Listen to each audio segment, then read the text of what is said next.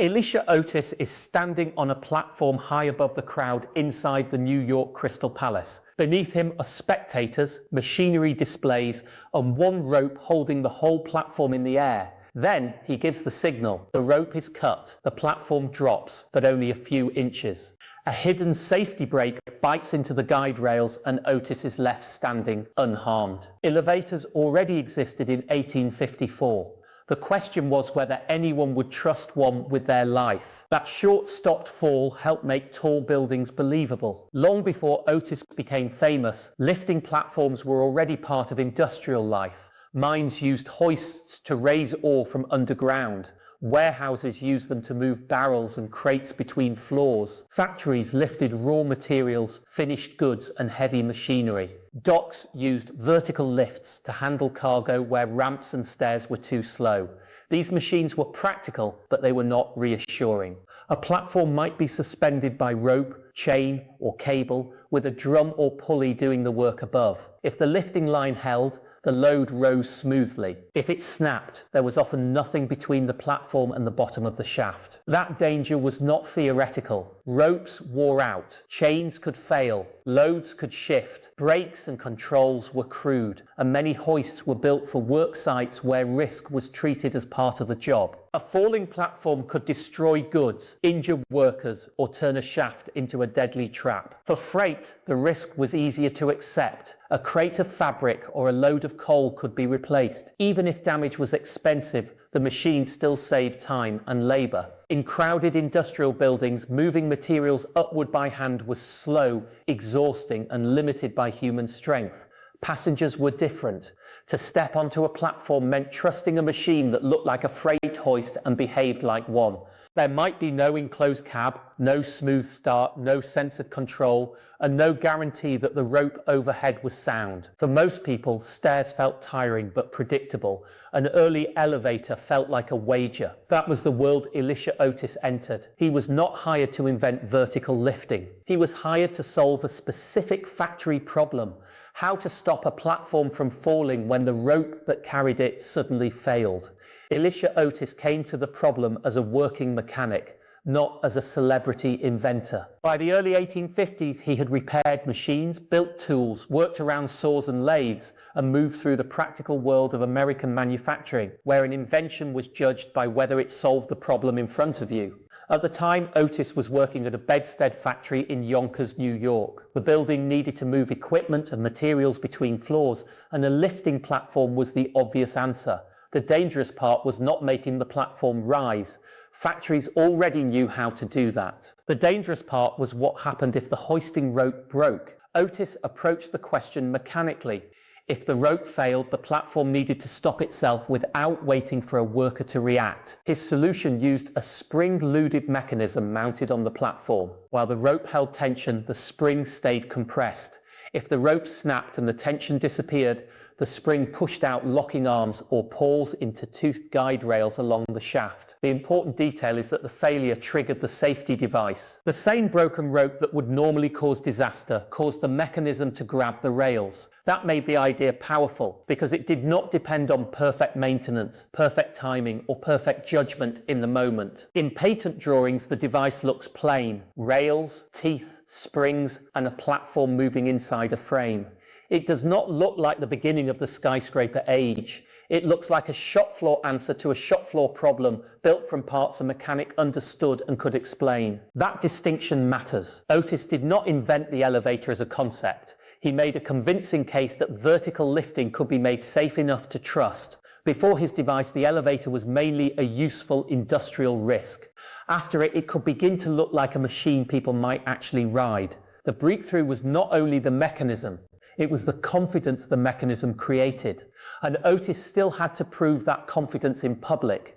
Picture the elevator shaft as a simple vertical frame. In the center is the platform carrying the load. Above it is the lifting cable. Along both sides are guide rails, but these rails are not smooth. They are cut with teeth like a rack, giving the safety device something solid to bite into. Now look at the mechanism mounted on the platform frame. A spring or tension bar is connected to a pair of locking arms. These arms are the pawls. Under normal conditions, the lifting cable is tight because it is holding the weight of the platform. That tension pulls against the spring and keeps the pawls tucked inward. With the arms retracted, the platform can travel up and down between the rails without catching.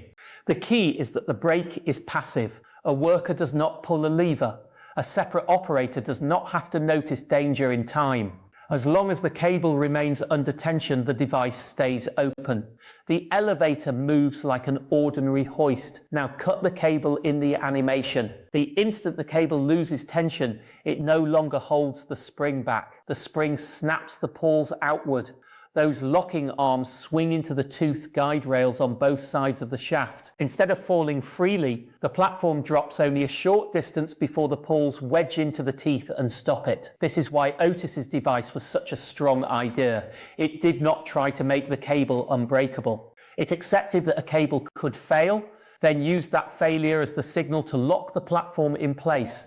In engineering terms, the system changed the elevator from a suspended load into a guided load with an automatic catch. The danger was still real, but the response was built directly into the machine. That made the safety brake easy to demonstrate, easy to understand, and most importantly, easy for the public to believe. In 1854, Otis brought that hidden mechanism to the exhibition of the Industry of All Nations in New York. The fair was held beside the New York Crystal Palace, a glass and iron showcase filled with machines trying to look like the future. Steam engines, agricultural devices, manufacturing tools, and mechanical novelties all competed for the attention of visitors who had paid to see progress made visible. Otis had a harder problem than many exhibitors. His invention was not impressive because of what it did during normal operation. A safe elevator looked almost exactly like an ordinary hoist until something went wrong.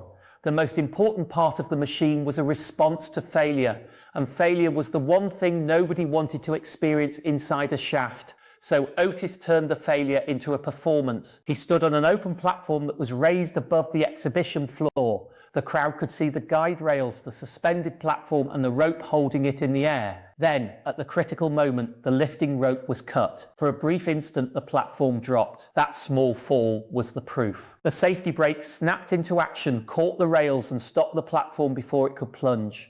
The danger was visible, the rescue was automatic, and the result was clear to anyone watching from below. It is best treated as a later retold phrase, not a verified transcript of the exact words spoken that day. But the phrase survived because it captured the point of the act. Otis was not just showing a brake, he was showing that a person could stand on a raised platform, watch the rope fail, and remain alive. That demonstration changed the product. The elevator was no longer only a freight machine for warehouses and factories. It became something the public could imagine trusting. Otis sold an automatic safety device, but the larger sale was confidence, the belief that vertical passenger travel could be controlled, repeated, and eventually built into the architecture of taller cities. 3 years after the Crystal Palace demonstration, Otis moved from public spectacle to commercial installation. In 1857, E.V. Hornbout & Company, a luxury department store in New York, installed an Otis passenger safety elevator in its building at Broadway and Broome Street. The store sold china, glassware, silver, and fashionable household goods to customers who expected comfort and status. Placing a passenger elevator inside that kind of business mattered. It meant the machine was not only for cargo, workshops, or exhibition crowds. It was now part of a customer experience. The elevator was powered by steam and served multiple floors. By modern standards, it was slow, enclosed by an iron framework, and simple in operation. But its real function was commercial trust. Shoppers could be invited upward without being asked to climb flight after flight of stairs. The upper levels of a store could become selling space, not storage space avoided by tired customers. That changed the value of height. Before reliable passenger elevators, the best floors in many buildings were the lower ones. They were easier to reach, easier to rent, and more convenient for the business. Upper floors often meant cheaper space and more effort. Once elevators became dependable, that old ranking began to shift. A higher floor could offer light, air, views, and prestige without demanding a long climb. Otis did not create the skyscraper by himself. Taller commercial buildings also required steel framing, stronger foundations, fireproofing, improved construction methods, and new ways to organize plumbing, heating, and offices. But safe elevators solved one of the most important human problems inside those buildings: how to move people upward every day without making height feel like a risk. As Otis's company grew, the elevator became a symbol of industrial reliability. Archival photographs show factory machinery, city streets crowded with carts and pedestrians, construction sites rising floor by floor, and early elevator cars built into the changing urban landscape. The message behind the equipment was consistent. If the safety mechanism could be trusted, height could become useful.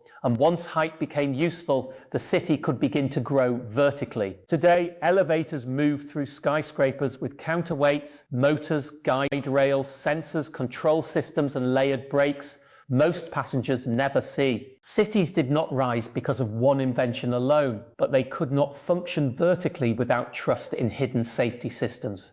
Otis's small mechanism helped make the modern skyline feel ordinary. Thanks for watching. Comment with the invention you want covered next, and subscribe.